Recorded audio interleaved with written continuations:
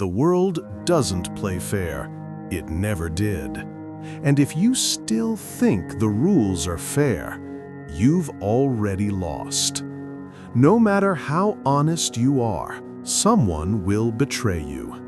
No matter how skilled you become, someone less qualified will take your place right in front of you, without shame. It hurts, but it's the truth. And the ones who understand that truth survive. Those who survive rule. There's a kind of power most people never talk about, a power you can't see, but everyone feels when it walks into the room. I'm talking about dark intelligence. Dark intelligence is born the moment you're betrayed, when you're humiliated, when you fall and no one reaches to lift you up. Some people break. You don't. You turn pain into a weapon. This kind of mind works differently. It watches, it listens, it stays silent, and it strikes only when the timing is perfect. While others argue, you gather information. While they get angry, you calculate. While they drown in emotions, you're already designing your next move. That's why most people play checkers. Small, reactive, predictable. But from this moment on, you'll start playing chess. Before we go any further, let me make one thing clear, and pay attention. What I'm about to share isn't meant for you to manipulate people. It's not about becoming the villain. It's about protecting yourself, about stopping the cycle of being used, being played, being the pawn, and finally becoming the player. So remember this. This knowledge is meant to protect, not destroy.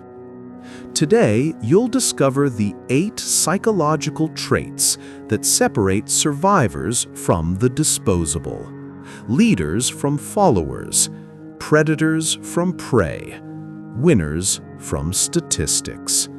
And let me be straight with you. If you ignore this, you'll keep playing their game by their rules. Now do something for yourself right now and drop this in the comments. WHATHEREAROSHITHU.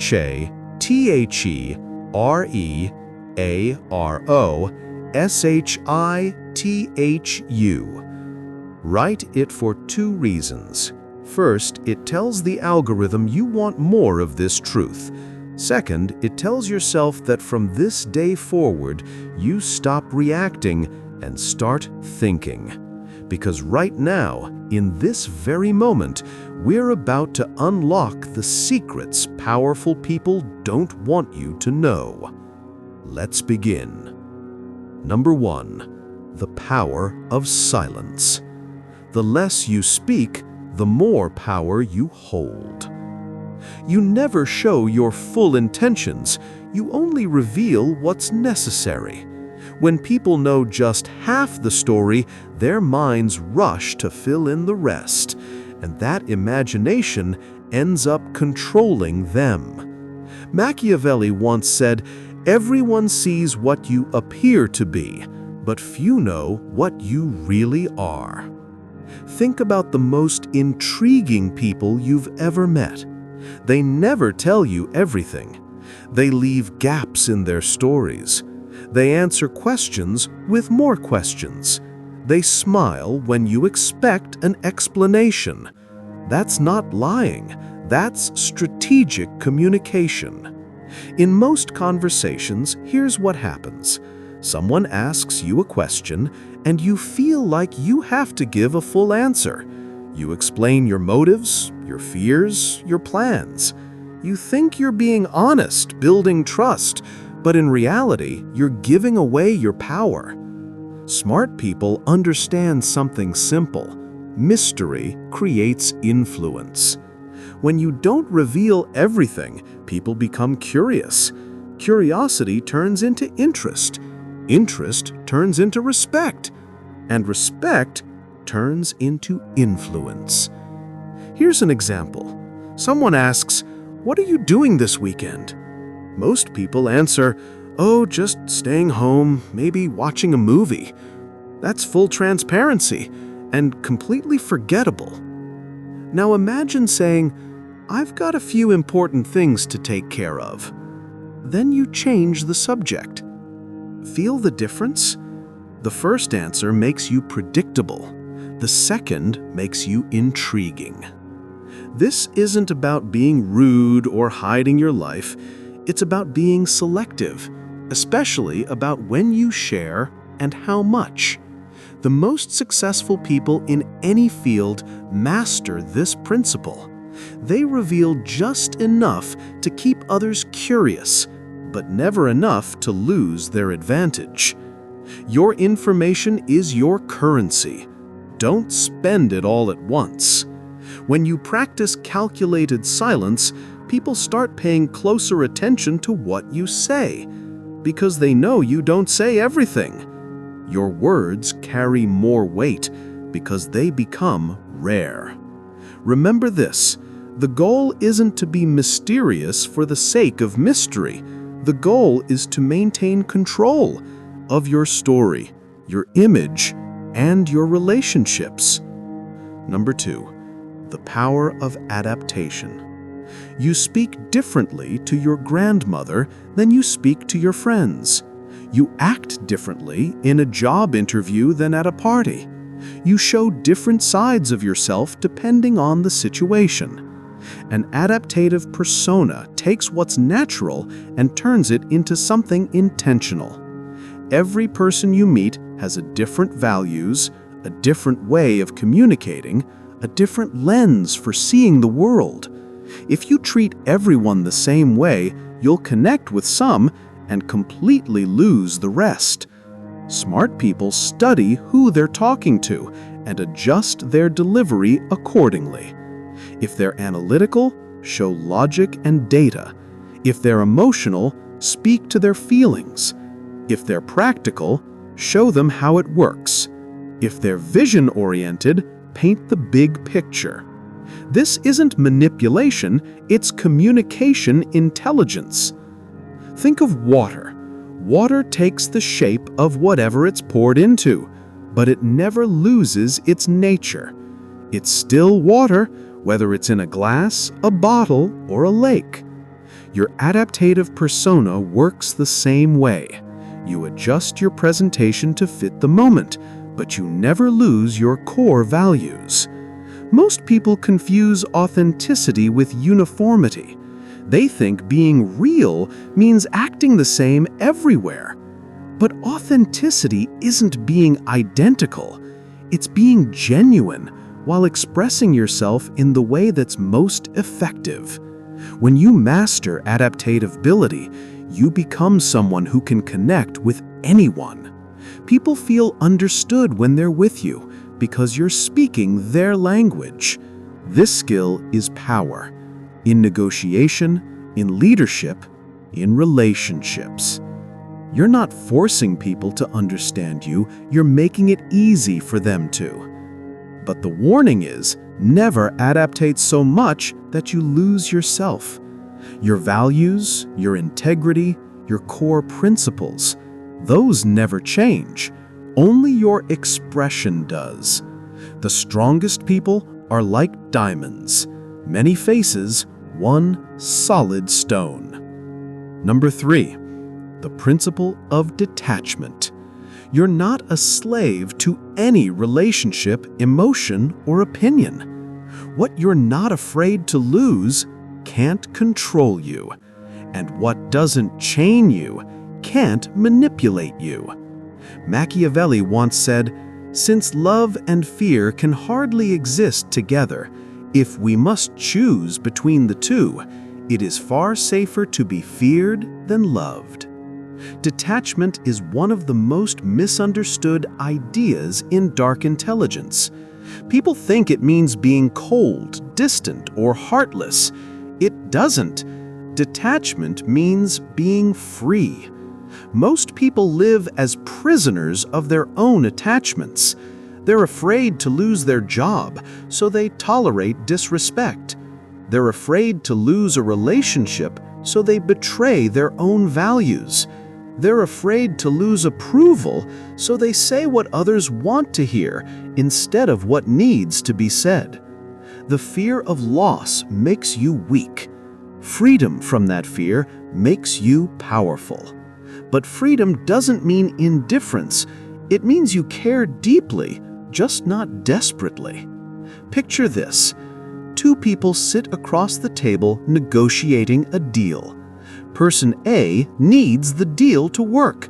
They've already made plans assuming it will. They're emotionally tied to the outcome.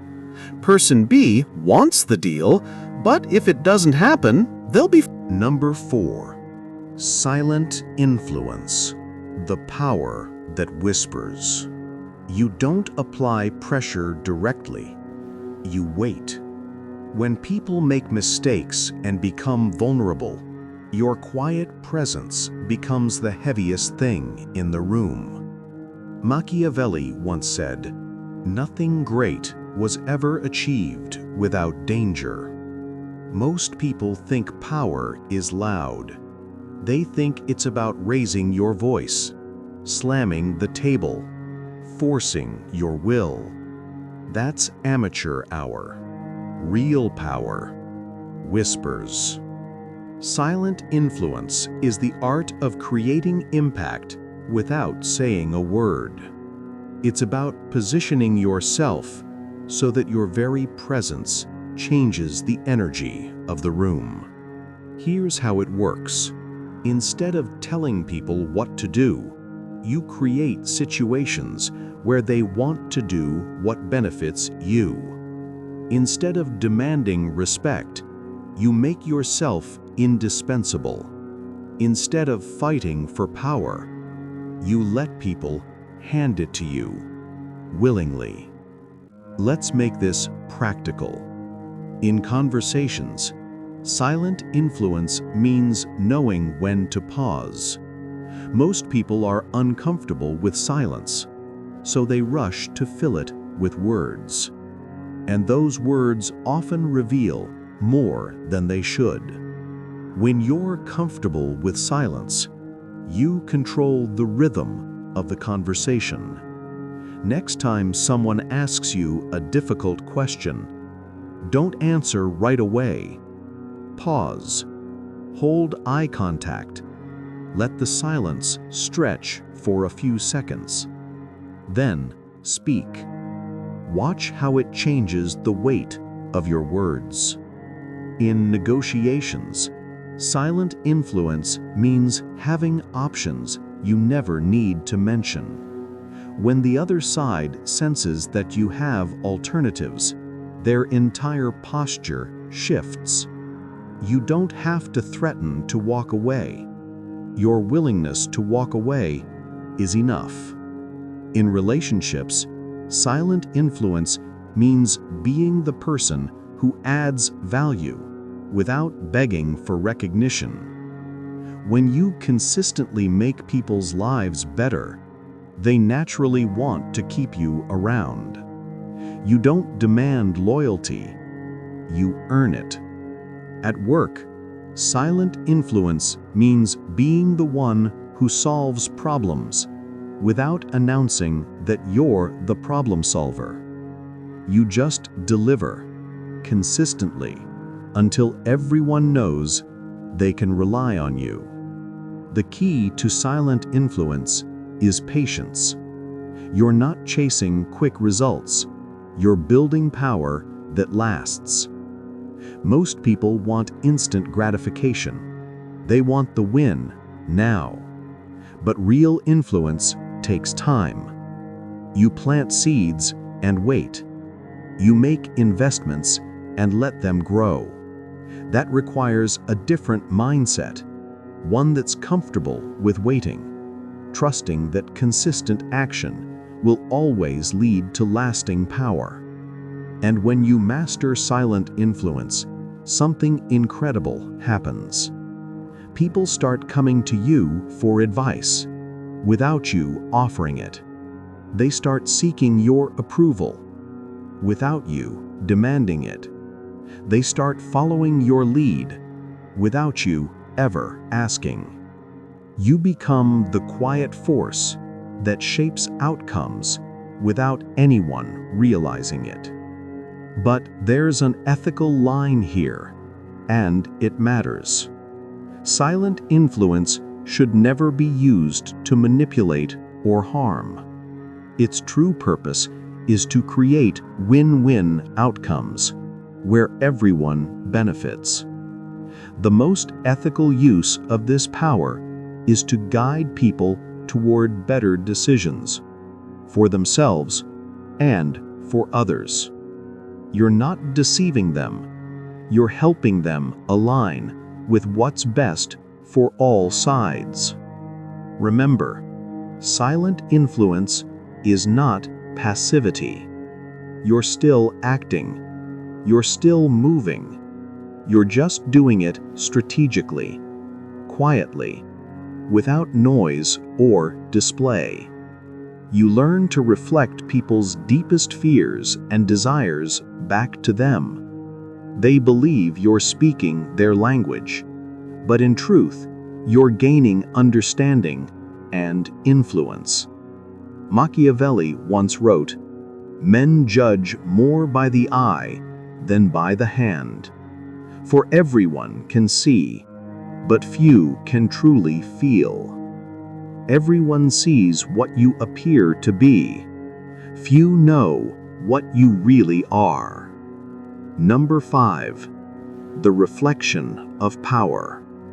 It's the ability to become a mirror, to reflect exactly what people need to see and hear. It's not about deception. It's about deep understanding and strategic communication. People don't buy products, services, or ideas. They buy solutions to their problems, answers to desires they often can't even put into words.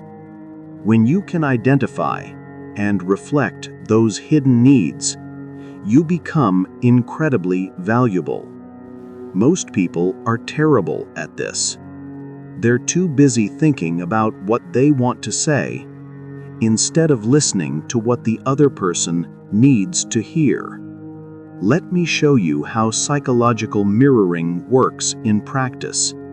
First, you must become a student of human nature. Understand this: everyone you meet carries invisible burdens, secret desires, and unspoken fears. Your job is to listen for clues, to read what's behind the words. When someone talks about work, they're not just sharing facts. They're revealing how they see themselves, what they value, and what they're afraid to lose. When someone talks about relationships, they're exposing their emotional patterns and their deepest needs. Most people listen to reply. You must listen to understand.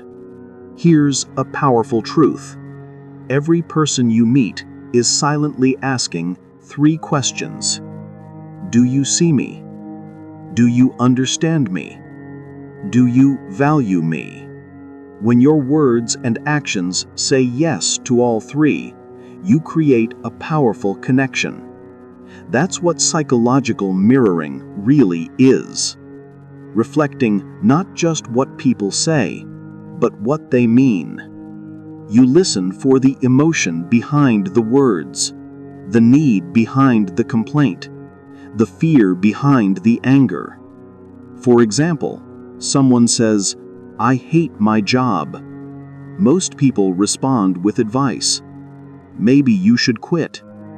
Find something new. Follow your passion. But if you truly listen, you might hear something deeper.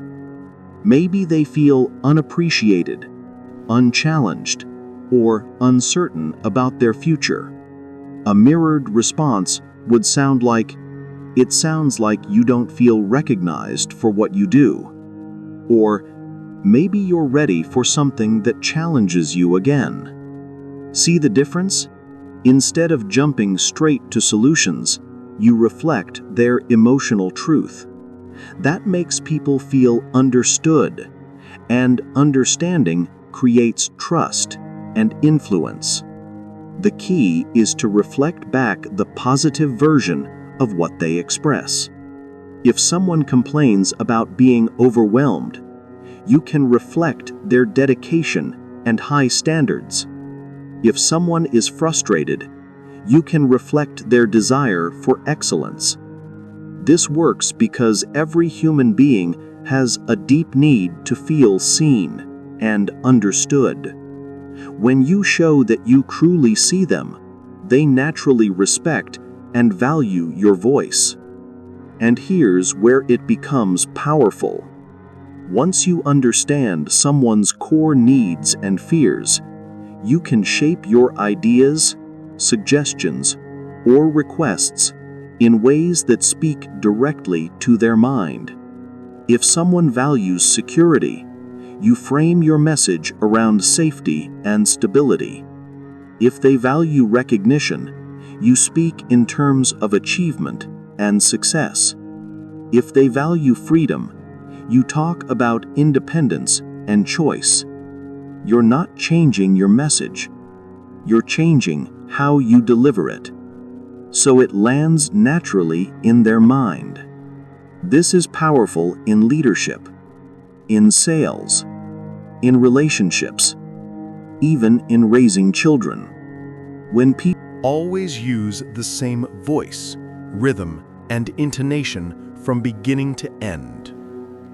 Number 7. Controlled exposure. Master the art of being seen without being read. You don't reveal everything about yourself. The less people know, the more they assume. And those assumptions, usually wrong, make your strategy even more effective. Machiavelli once said, "Men are so simple and so ruled by their immediate needs that a deceiver will always find someone ready to be deceived." In a world where everyone overshares their life on social media, controlled exposure might seem outdated, but in truth, it's more powerful than ever.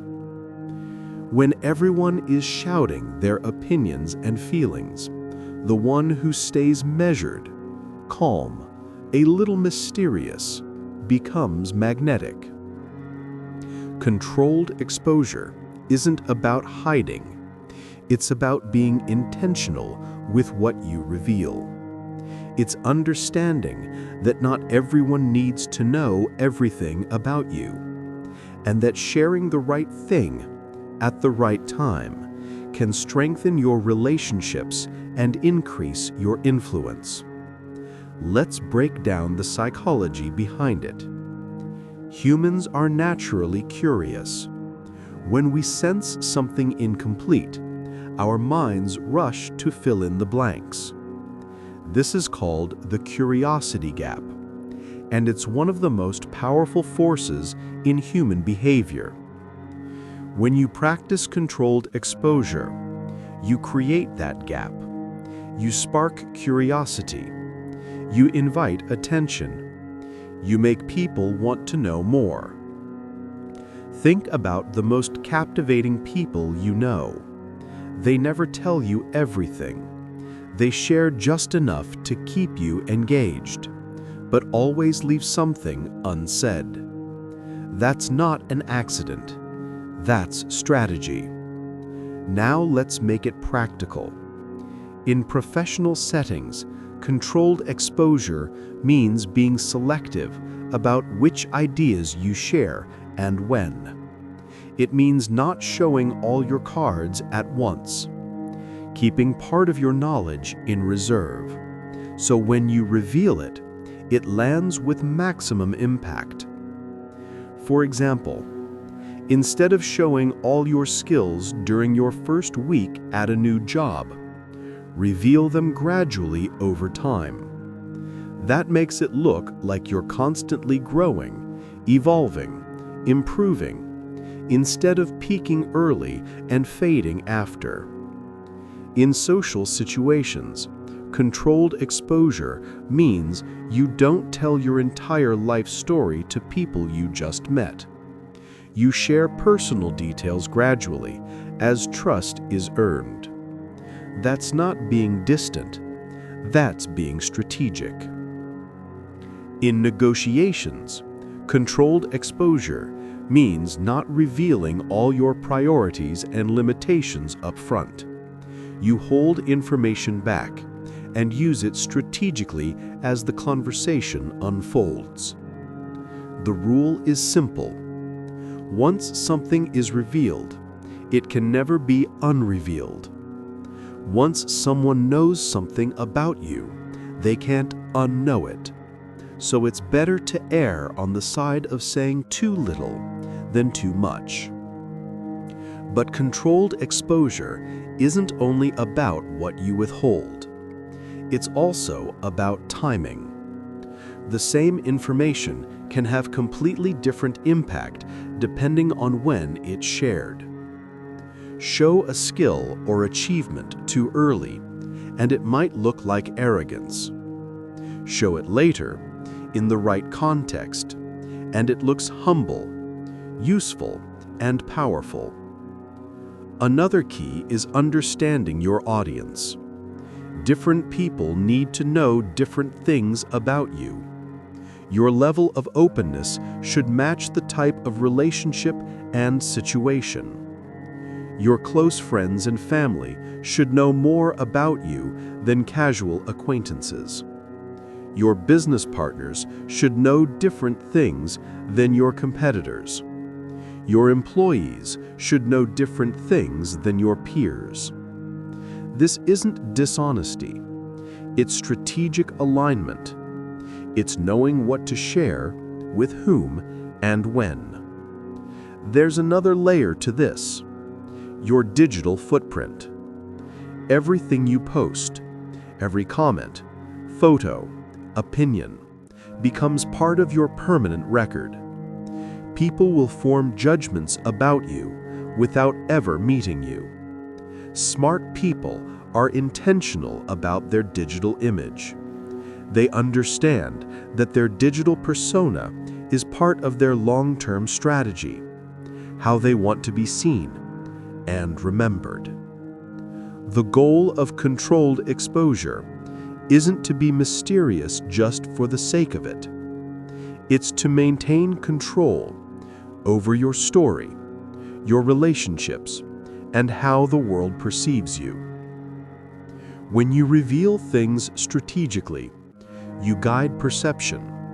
You highlight the sides of yourself that align with your current goals. You avoid being boxed in or underestimated by people who only know fragments of your story. But here's the balance to keep. Share enough to build real connection, never so much that you lose your advantage. The most successful people understand this balance. They're open, they're authentic, but they're also deliberate about how much they reveal and when they reveal it. Because in a world that overshares, the quiet ones still hold the power. Number 8. Obsession with results. The discipline of those who deliver. You're not here to win arguments. You're not here to prove you're right.